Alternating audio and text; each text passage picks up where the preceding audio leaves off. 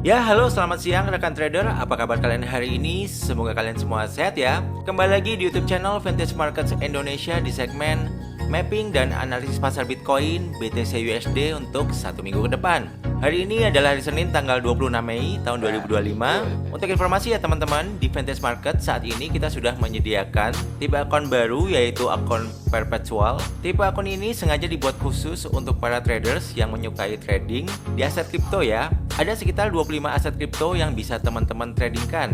Dan menariknya di akun ini juga bisa teman-teman coba menggunakan akun demo terlebih dahulu. Jadi teman-teman tidak perlu deposit dan bisa merasakan dulu bagaimana asyiknya trading kripto di akun perpetual ini. Kelebihannya juga dibandingkan dengan broker lain, tentunya spread dan komisi di kita ini sangat kompetitif ya. Jadi buat teman-teman yang mau cobain trading di akun perpetual, bisa langsung aja register di link yang ada di kolom deskripsi dari video ini ya. Pendaftarannya gratis, selamat mencoba. Nah, sekarang mari kita langsung lihat chart Bitcoin di broker Vintage. Sebelum kita masuk ke sesi analisa dan mapping, saya mau review dulu mengenai mapping yang sudah kita buat di video tanggal 19 Mei yang lalu ya teman-teman. Nah, kita lihat di chart Bitcoin di time frame H1 ya teman-teman. Di tanggal 19 Mei yang lalu saya bilang kecenderungan arah pergerakan harga di Bitcoin ini arahnya masih cenderung naik ya di time frame besarnya. Cuman kalau kita lihat di time frame kecilnya, untuk kondisi pergerakan harga itu cenderung sideways ya teman-teman di sekitaran area ini. Saya bilang opsi buy masih bisa menjadi pilihan yang menarik ya di area demand yang warna biru muda ini. Dan di tanggal 19 kemarin ya, waktu di sini ya harga sempat bergerak turun tapi nggak sampai demand area. Cuman di sekitaran trendline ini harga kemudian mantul naik ya teman-teman, dari sekitaran 102.000 ke kisaran 111 ribuan 800 ya teman-teman. Semoga teman-teman yang nonton videonya kemarin berakhir dengan profit ya, karena rekomendasi kita buy dan harga akhirnya bergerak naik lagi ya. Dan kalau teman-teman ikuti channel ini dari awal ya, saya analisa dan mapping Bitcoin, saya bilang bahwa pergerakan harga Bitcoin itu akan naik ke target satu Bitcoin itu ada di kisaran 112.000 dolar ya teman-teman.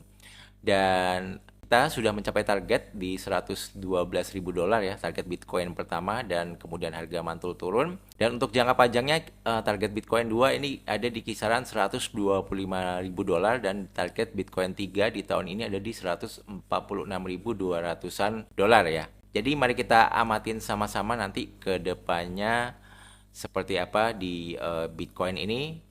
Jangan lupa untuk subscribe dulu channel ini ya. Jadi kita akan selalu bikin analisa Bitcoin di setiap hari Senin ya teman-teman.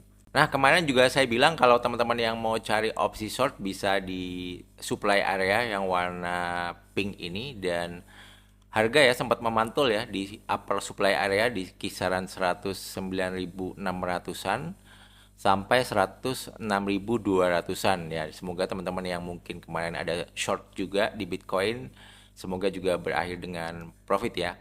Nah, bagaimana dengan analisa dan mapping Bitcoin untuk satu minggu ke depan? Oke teman-teman, sebentar nanti saya gambar dulu untuk area supply dan demand-nya. Nanti kita akan juga analisa bareng-bareng, baik secara teknikal dan juga secara fundamental ya. Nah, teman-teman, saya udah gambar mapping area supply dan demand dari Bitcoin ya. Jadi mari kita coba analisa bareng-bareng ya. Tapi sebelum kita mulai analisisnya, saya mau sharing dulu mengenai akun perpetual yang ada di akun Vintage ya. Dan apa bedanya sih dengan yang ada di Binance ya kalau kita trading futures. Nah, salah satu perbedaannya kalau kita trading menggunakan platform MetaTrader 4 seperti ini ya, teman-teman, open posisi kita itu nggak jadi satu ya, teman-teman. Jadi open posisi kita itu nanti masing-masing ya. Misalnya ini contoh ya. Kita buy Bitcoin dengan volume lot size sekitar 0,01, kemudian kita buy di market seperti ini. Nah, maka teman-teman bisa lihat di box di bawah ini kita buy dengan size 0,01 di harga 109.443,75 ya, teman-teman ya. Nah, habis itu kan bisa kita lihat profitnya di sini kita sudah running profit ya. Misalnya kita mau buy lagi, buy gitu ya. Nah, maka ini open posisi yang kedua ini terpisah teman-teman ya. Yang pertama kan di 109.443, yang kedua di 109.526 ya. Jadi ada dua open posisi ya kalau kita lihat di time frame kecil. Nah, seperti ini ya, buy 1 dan buy 2. Nah, kalau di Binance itu kan kalau kita DCA ya atau dollar cost averaging, misalnya kita entry buy atau long dua kali di futures, maka open posisi yang terlihat itu cuma tetap ada satu ya. Jadi nanti cuman entry price-nya aja yang di adjust ya jadi satu posisi. Nah, bedanya di sini kalau kita open dua kali open posisi ya, maka ya kita punya dua open posisi yang berbeda ya. Beda di Binance kalau mau kita entry 10 kali open posisi, tetap aja open posisinya cuman ada satu dan hanya entry price-nya yang di adjustable ya. Nah, kalau di sini entry price-nya ini kan masing-masing teman-teman, ada yang di 109.443, ada yang di 109.526. Dan juga untuk memasang stop loss ini juga sangat mudah sekali, tinggal digeser ininya. Misalnya kita mau pasang stop loss di support yang di sini, bisa kelihatan di sini dolarnya ya, di sebelah kiri 8,81 dolar ya. Ini untuk stop lossnya, misalnya seperti itu. Untuk take profitnya juga kita bisa geser ke atas. Nah, misalnya kita take profit di sini ya, ini sekitar 19 dolar gitu ya. Nah, begitu juga untuk open posisi yang satunya lagi juga kita bisa pasang stop loss.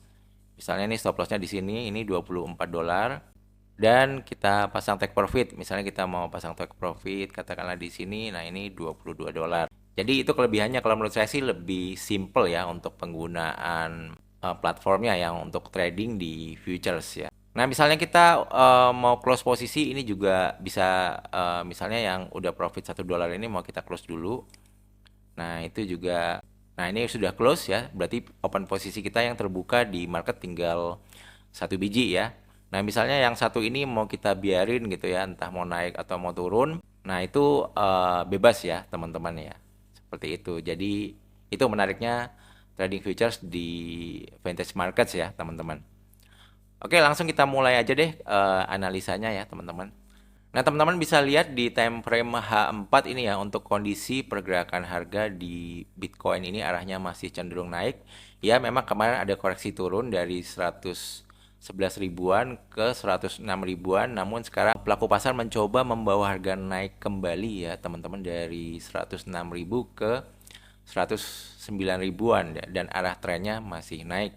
Namun di sini ada supply area yang terbentuk di H4. Jadi kalau harga mau naik lebih jauh lagi dia harus bisa break dari supply area ini. Dan target 2 Bitcoin kita itu ada di 125.000 dolaran ya, teman-teman. Dan menurut saya ini masih sangat sangat possible untuk harga Bitcoin naik sampai sejauh itu. Nah, untuk strategi trading untuk di Bitcoin untuk saat ini tentunya sebaiknya mencari opsi buy. Namun karena harga berada di supply area ya, teman-teman harus waspada. Atau mungkin teman-teman yang mau mencari opsi short atau sell bisa di supply area ini di kisaran 109.900 sampai 112.000 dolar ya. Jadi short areanya ada di sini atau sell areanya. Jadi kalau misalnya dia break area ini ya teman-teman harus melakukan cut loss. Nah, bagaimana untuk buy areanya? Untuk buy areanya teman-teman ini sudah saya update. Paling dekat ini ada di kisaran 106.500 sampai 105.600 ya di yang warna biru ini.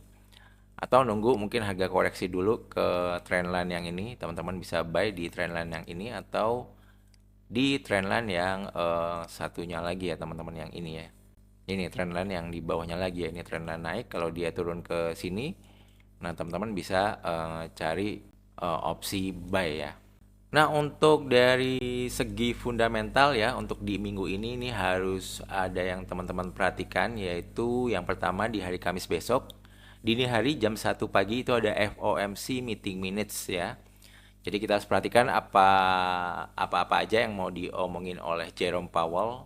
Apakah dia ada nyinggung-nyinggung tentang penurunan suku bunga di bulan Juni ya, mari kita amati bareng-bareng ya.